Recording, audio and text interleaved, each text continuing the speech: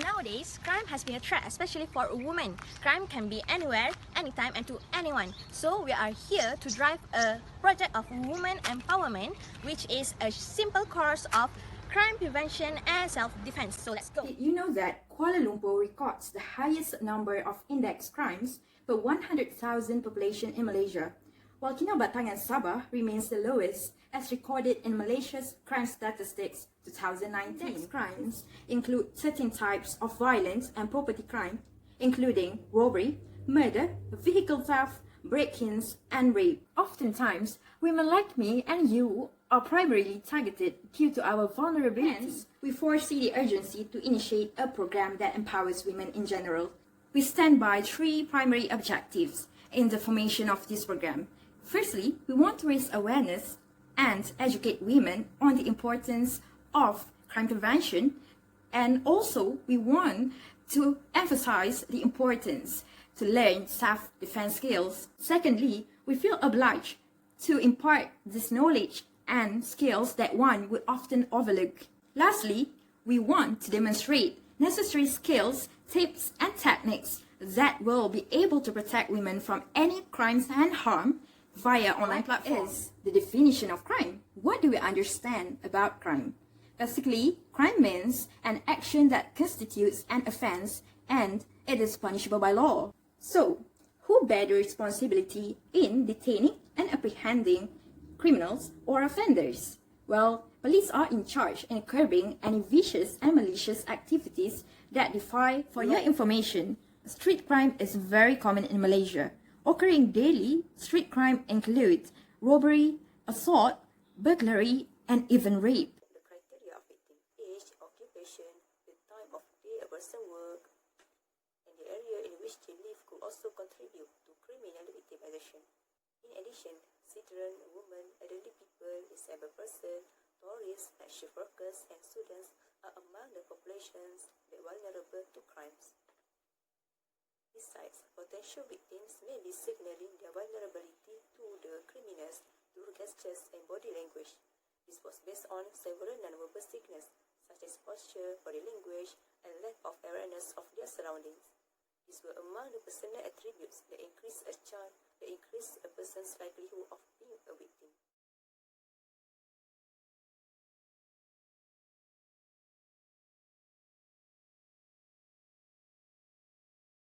Many cases in this world that have women as a victim. Malaysia is one of the country. There will be a lot of possibilities to as women for that to happen. In September 2018, 9 teenagers has been arrested for raping a girl, which is 13 years old girl, at Perak, Taiping. The suspect were only 15 to 17 years old. 2 of them were her friends. She had been picked up by them to have a vacation together, but neither that she knew that there's 7 more boys are waiting for her.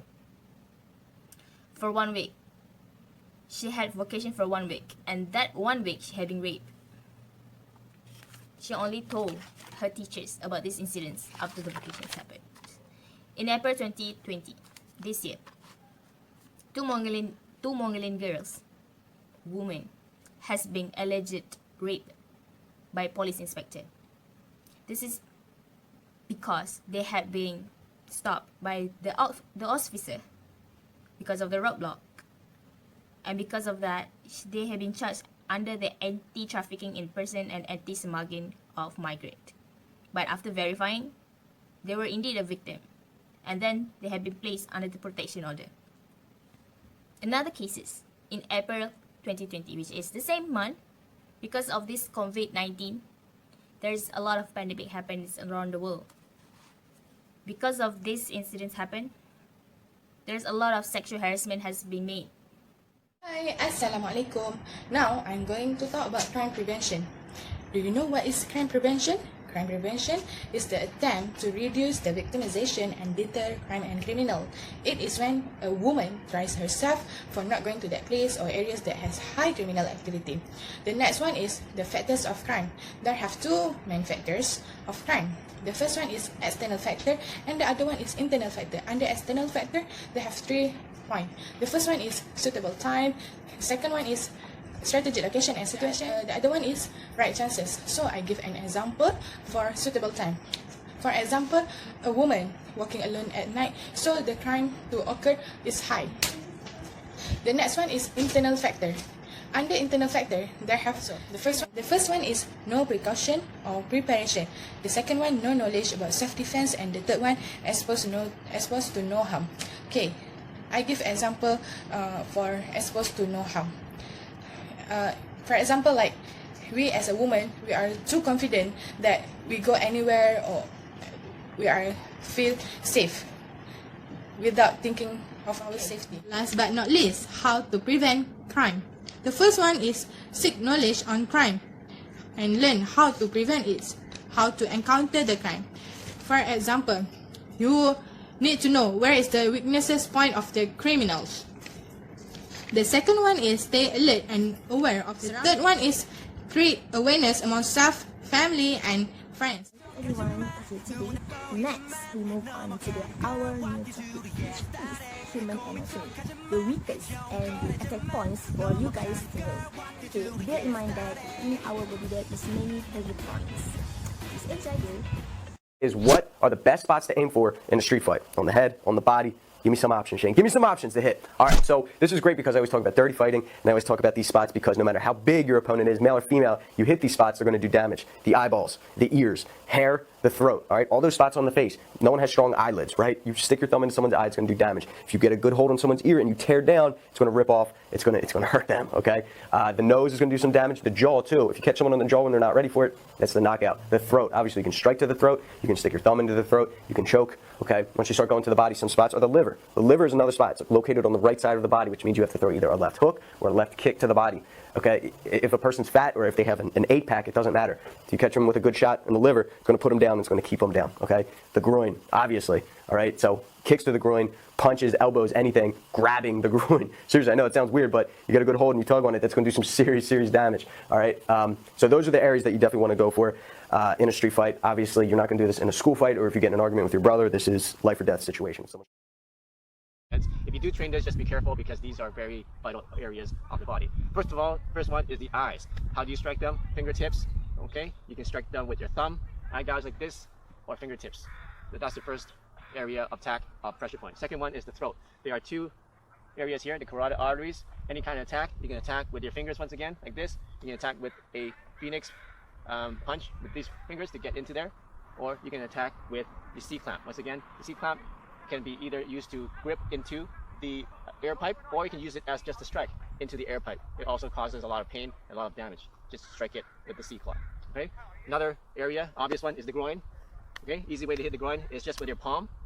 Okay. Sometimes people will hit with the back of the fist like this, and you kind of whip it upwards.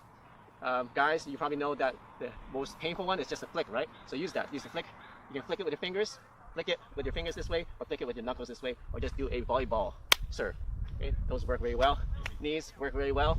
Okay, so those are some very vital points that even big tough guys are vulnerable Now to. you have learned about the theory of crime and crime prevention. Moving on to the next slide is practical part of crime prevention. I, representing the Silat Cekak Ustaz Hanafi IIUM Gombak Club, I will demonstrate on the crime of snatch bag and also robbery with weapon. First one is snatch bag. You must know the correct way to wear your bag. So we will learn on the positioning of wearing a bag. The first type of handbag that I will demonstrate on the crime of snatch bag. It has a long stripe here. Women usually used to wear it like this. This is not secure enough and it can potentially make you as a victim of snatch bag. So how do we wear this bag? First, the position of bag should be sling like this, and you should make it visible to you. Put it in front so the bag is secure and not invite any snatch bag crime. What if the stripe is short? Never mind. The main thing is the position of bag. You wear like this, but the position of the bag should be visible to you. So put it in front so that you can secure the bag everywhere you go. Next, if you have practiced the correct positioning of your bag and secure your bag, but the crime is still happen, how do you encounter the crime? The first one is you follow the momentum of the thief. After you realize that your bag has been snatched, you stay with your bag and run toward your thief. The second one is slide down to put force and shock on the thief. For example, once your bag has been snatched, you put down. Wait, once you have retrieved your bag, don't forget to run and save yourself. Because you wouldn't know the thief will have any weapon that will hurt you. So, after you get your bag, you keep running and save yourself. The second type of crime is robbery with weapon. This crime is usually happen when the surrounding is silent and nobody was there. So, the first thing first you should do is don't freak out and stay calm. To encounter the crime of robbery with weapon is through the 5 acronym of crime. The C is keep calm, C calm. R is recognize. Recognize your road of exit. You can use your eyes to see the left side of yours or the right side, which show you the exit road for you to escape later. I is interrupt. Interrupt the thief when he asks for your money, for your valuable things. And if your escape road is on the right side, you interrupt him by giving your bag to the left side and throw it away, so that you can proceed to the next M. M is make a move. So after you throw your bag, make a move, and E go to the exit. So you should remember these 5 acronym of crime. The first one is to keep calm on the situation. The second one is recognize your exit road. The third one is interrupt the thief after you recognize the road.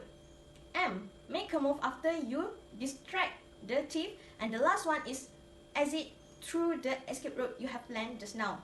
At this moment, it is so important for you to be aware of the surrounding and the situation.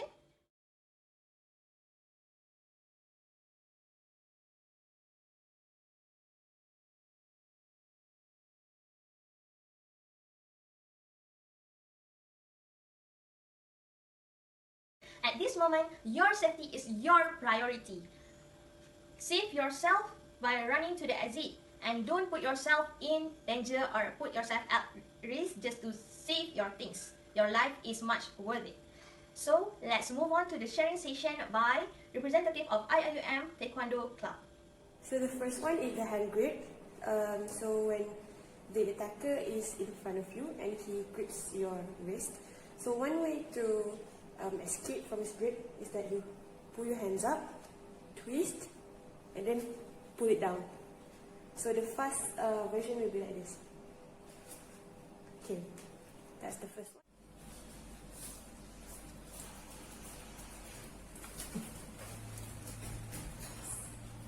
Second one is from your grab from the back.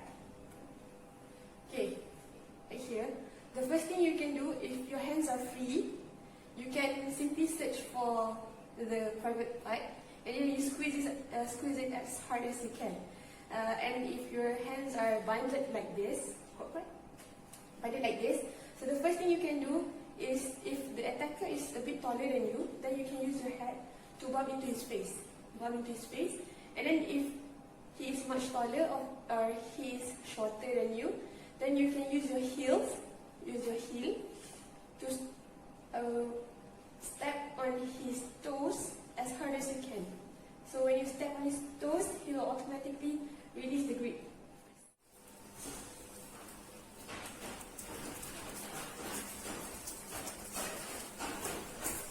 If you're in this situation where your hand is bind and your leg is bind too, so the first thing you want to do is to push up your hands so the attacker loses balance, and then you lock his leg with one of your legs, and then you use your hip to push the attacker's hip and to roll over.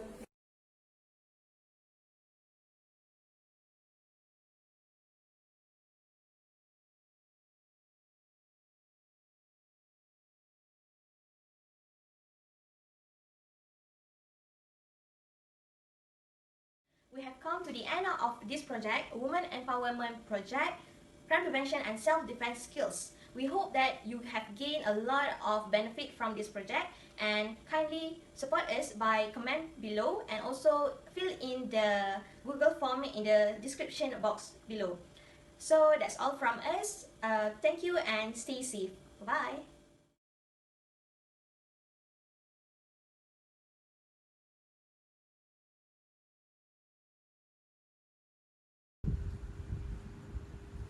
We are a fighter.